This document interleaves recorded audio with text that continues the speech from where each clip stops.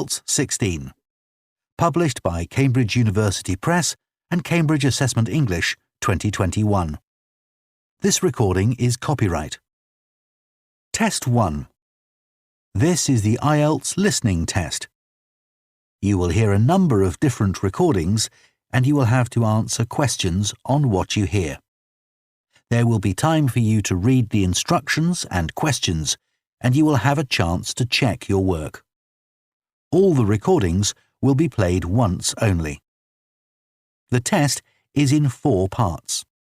At the end of the test, you will be given 10 minutes to transfer your answers to the answer sheet. Now turn to Part 1.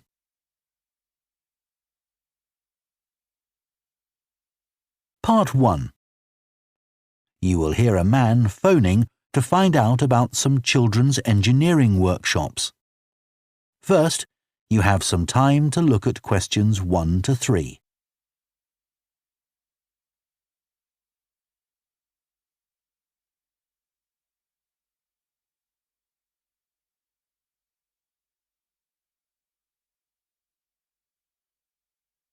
Now listen carefully and answer questions 1 to 3. Hello, Children's Engineering Workshops. Oh, hello. I wanted some information about the workshops in the school holidays. Sure. I have 2 daughters who are interested. The younger one's Lydia. She's 4. Do you take children as young as that? Yes, our tiny engineers workshop is for 4 to 5-year-olds. What sorts of activities do they do? All sorts. For example, they work together to design a special cover that goes round an egg, so that when it's inside, they can drop it from a height and it doesn't break. Well, sometimes it does break, but that's part of the fun. Right. And Lydia loves building things. Is there any opportunity for her to do that? Well, they have a competition to see who can make the highest tower. You'd be amazed how high they can go. Right.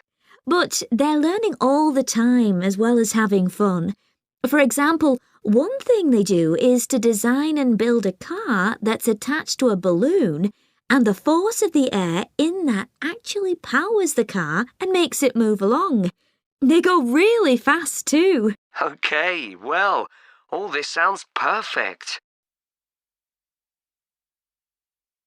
Before you hear the rest of the conversation, you have some time to look at questions 4 to 10.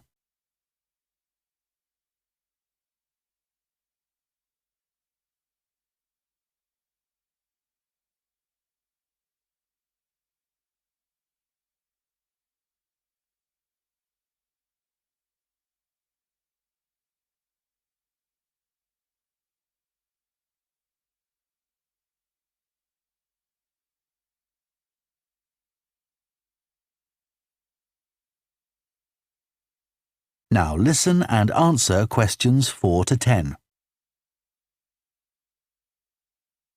Now, Carly, that's my older daughter, has just had her 7th birthday.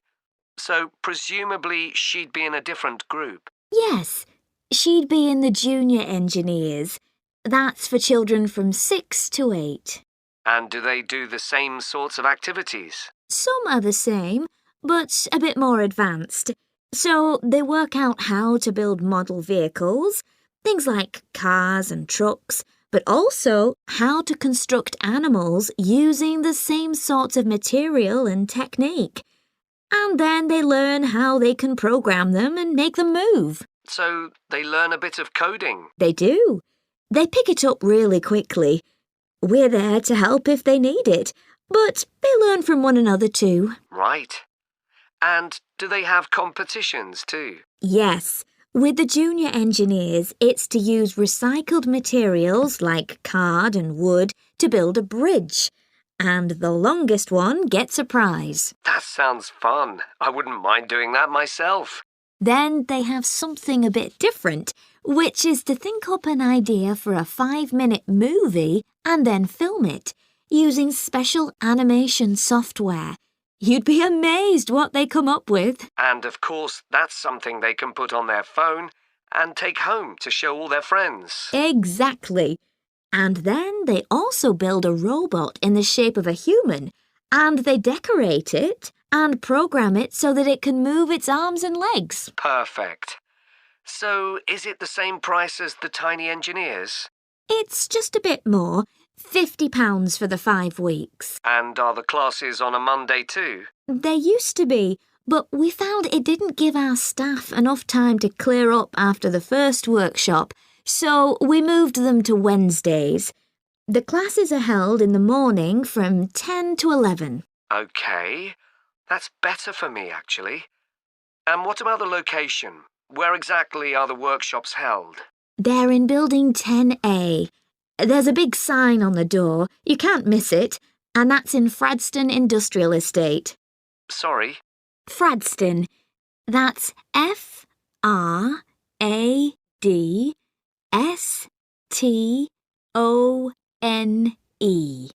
And that's in Grassford, isn't it? Yes, up past the station. And will I have any parking problems there? No, there's always plenty available. So, would you like to enrol Lydia and Carly now? OK. So, can I have your full name? That is the end of Part 1. You now have half a minute to check your answers to Part 1.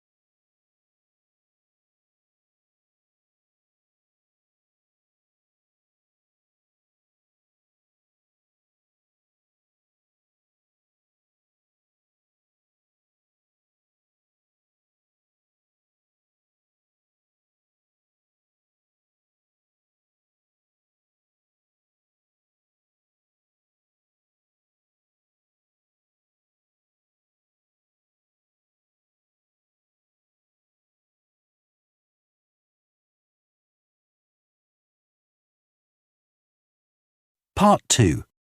You will hear the managing director of a company called Stevenson's welcoming a group of work experience students. First, you have some time to look at questions 11 to 14.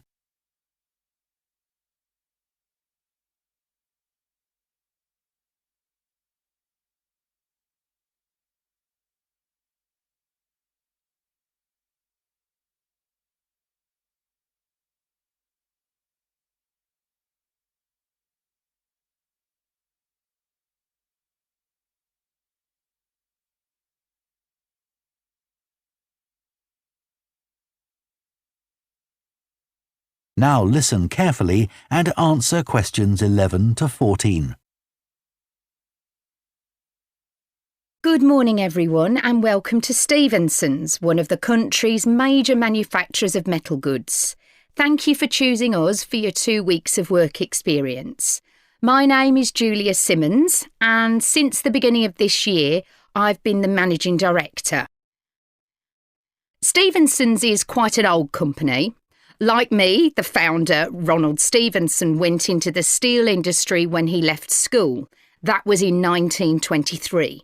He set up this company when he finished his apprenticeship in 1926, although he actually started making plans 2 years earlier, in 1924. He was a very determined young man. Stevenson's long-term plan was to manufacture components for the machine tools industry, although in fact that never came about, and for the automotive industry, that is cars and lorries. However, there was a delay of 5 years before that happened, because shortly before the company went into production, Stevenson was given the opportunity to make goods for hospitals and other players in the healthcare industry. So that's what we did for the first 5 years. Over the years, we've expanded the premises considerably. We were lucky that the site is big enough, so moving to a new location has never been necessary. However, the layout is far from ideal for modern machinery and production methods, so we intend to carry out major refurbishment of this site over the next 5 years.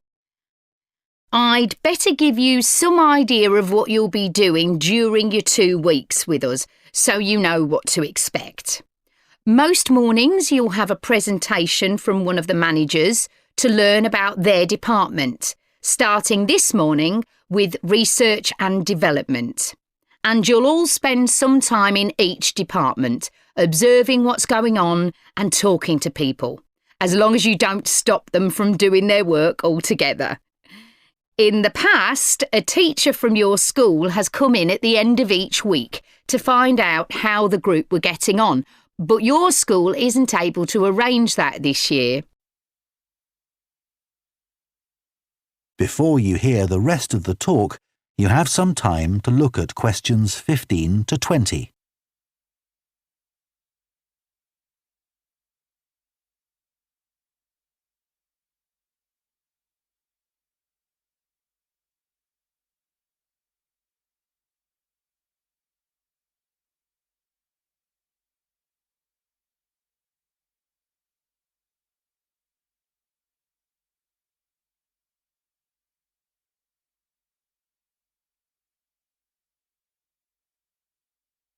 Now listen and answer questions 15 to 20.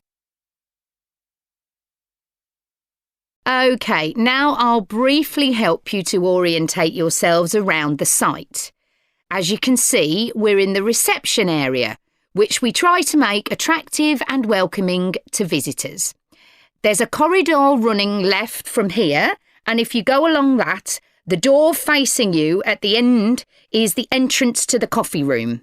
This looks out onto the main road on one side and some trees on the other, and that'll be where you meet each morning. The factory is the very big room on the far side of the site. Next to it is the warehouse, which can be accessed by lorries going up the road to the turning area at the end. You can get to the warehouse by crossing to the far side of the courtyard, and then the door is on your right. Somewhere you'll be keen to find is the staff canteen. This is right next to reception. I can confidently say that the food's very good, but the view isn't. The windows on one side look onto a corridor and courtyard, which aren't very attractive at all, and on the other onto the access road, which isn't much better. You'll be using the meeting room quite often, and you'll find it by walking along the corridor to the left of the courtyard and continuing along it to the end. The meeting room is the last one on the right, and I'm afraid there's no natural daylight in the room. Then you'll need to know where some of the offices are. The Human Resources Department is at the front of this building, so you head to the left along the corridor from reception, and it's the second room you come to. It looks out onto the main road.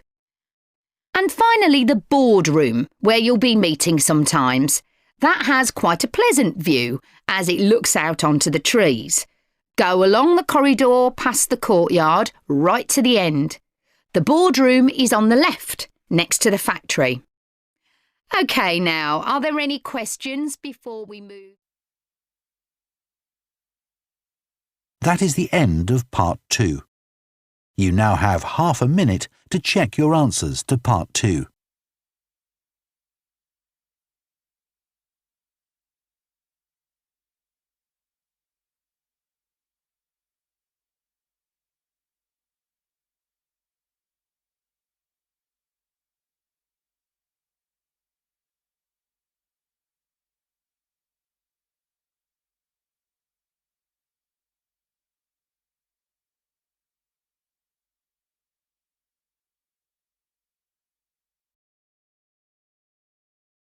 Part 3. You will hear 2 students called Jess and Tom discussing their art projects. First, you have some time to look at questions 21 to 24.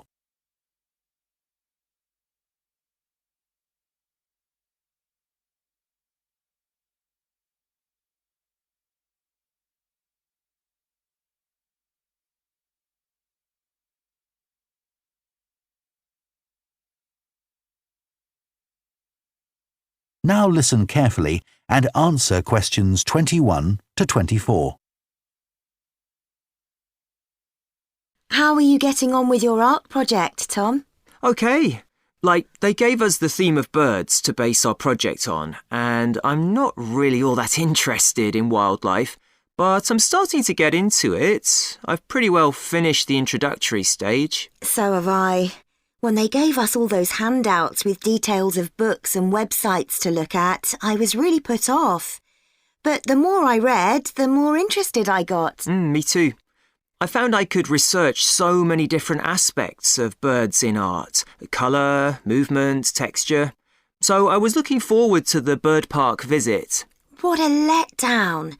It poured with rain and we hardly saw a single bird.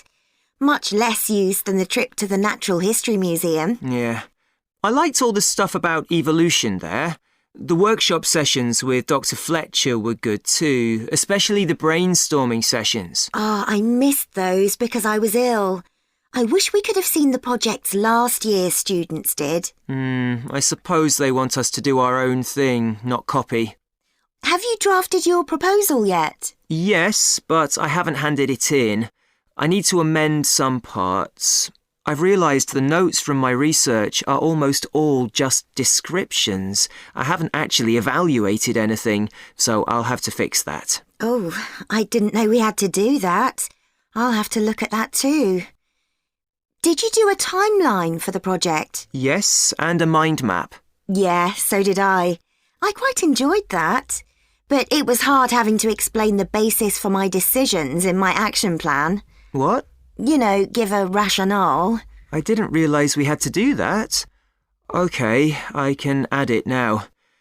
And I've done the video diary presentation and worked out what I want my outcome to be in the project. Someone told me it's best not to be too precise about your actual outcome at this stage, so you have more scope to explore your ideas later on. So I'm going to go back to my proposal to make it a bit more vague. Really? OK, I'll change that too then. Before you hear the rest of the discussion, you have some time to look at questions 25 to 30.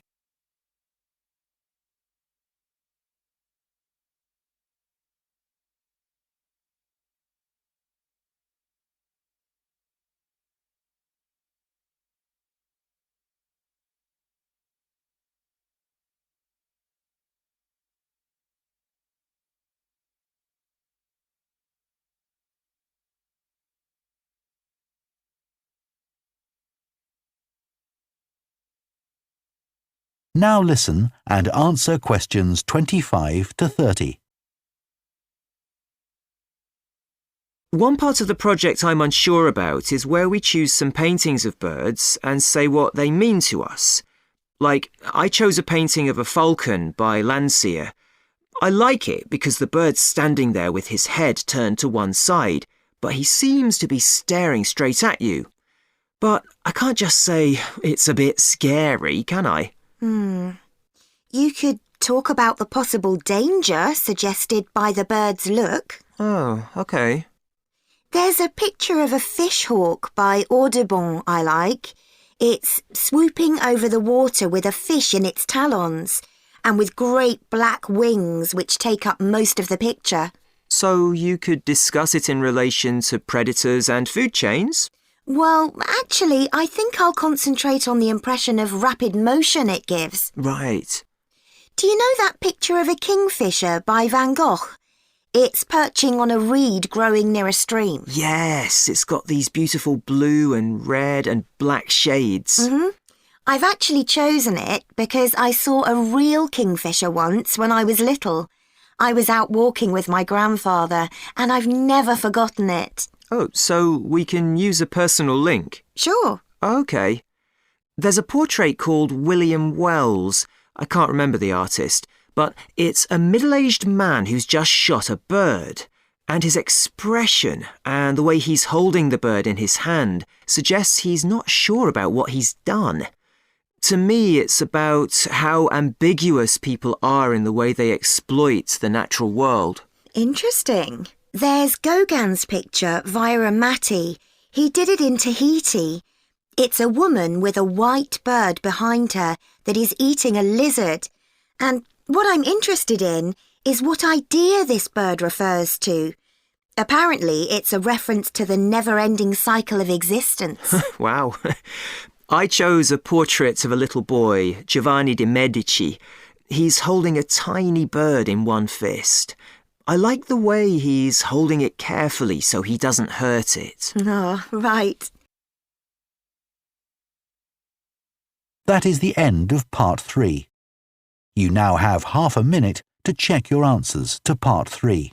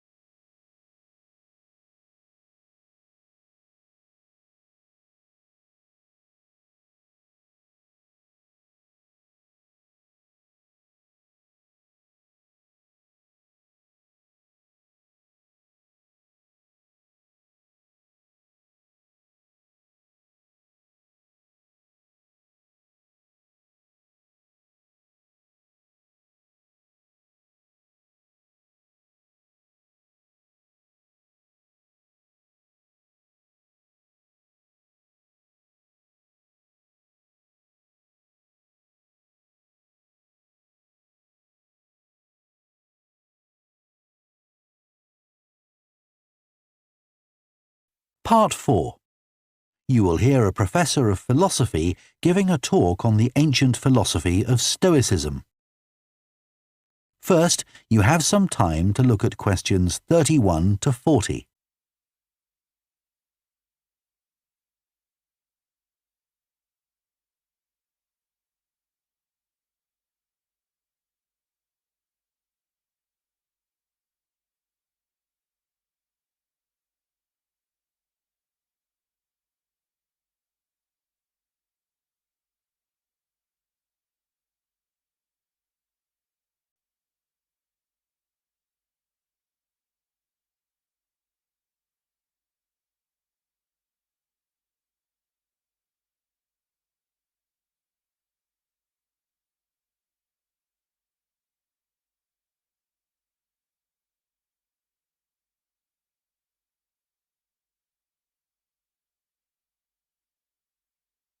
Now listen carefully and answer questions 31 to 40.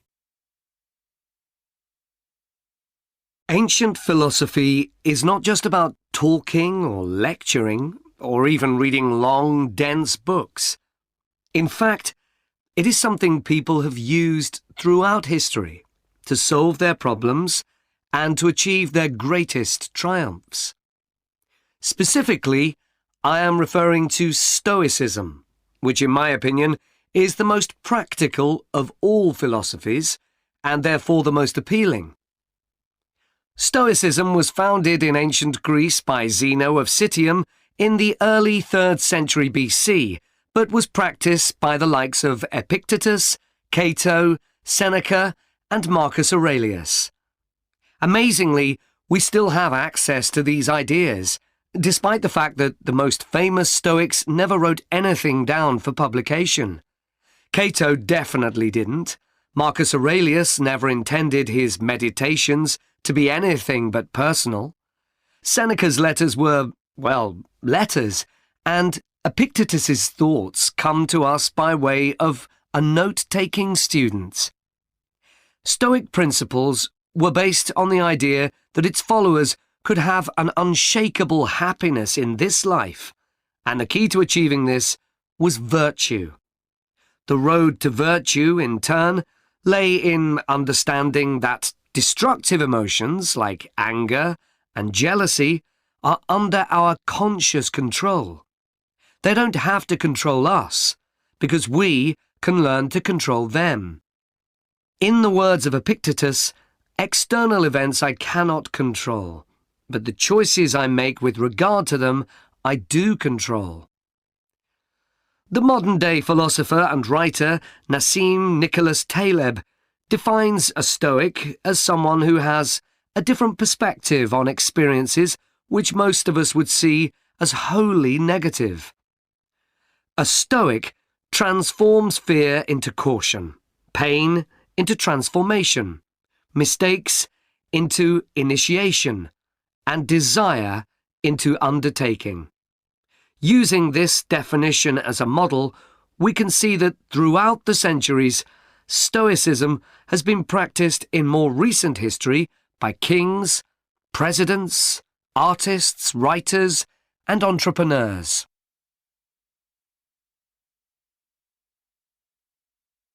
The founding fathers of the United States were inspired by the philosophy. George Washington was introduced to Stoicism by his neighbours at age 17, and later put on a play based on the life of Cato to inspire his men. Thomas Jefferson kept a copy of Seneca beside his bed. Writers and artists have also been inspired by the Stoics. Eugene Delacroix, the renowned French Romantic artist, known best for his painting Liberty Leading the People, was an ardent Stoic, referring to it as his consoling religion. The economist Adam Smith's theories on capitalism were significantly influenced by the Stoicism that he studied as a schoolboy, under a teacher who had translated Marcus Aurelius's works. Today's political leaders are no different, with many finding their inspiration from the ancient texts.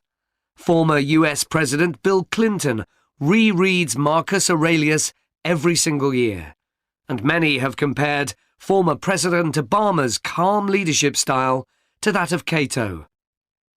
Wen Jiabao, the former Prime Minister of China, claims that Meditations is one of 2 books he travels with, and that he has read it more than 100 times over the course of his life.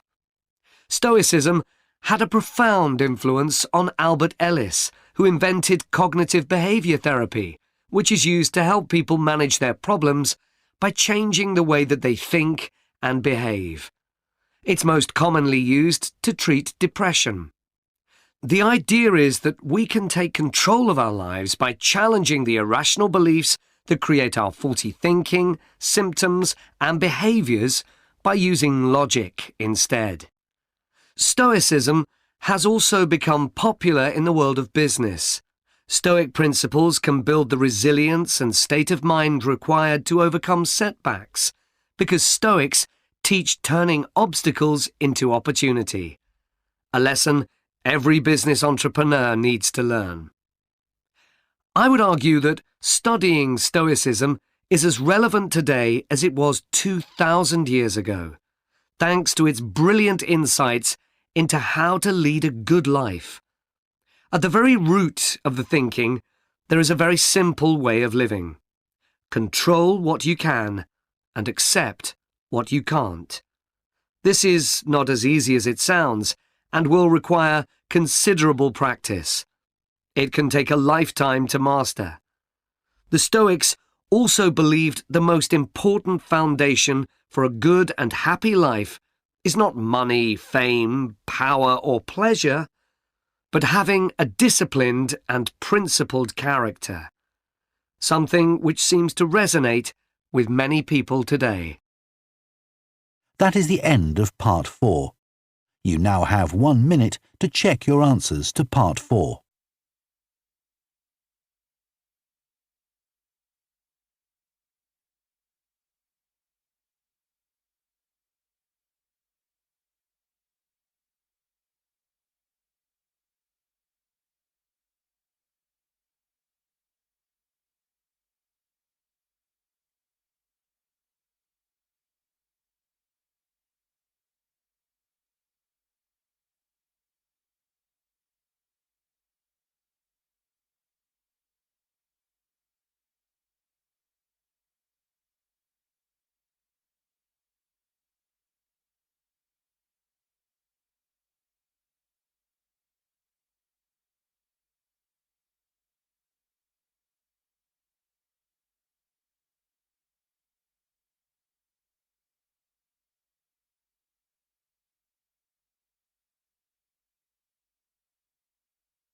That is the end of the listening test. In the Ielts test, you would now have 10 minutes to transfer your answers to the answer sheet.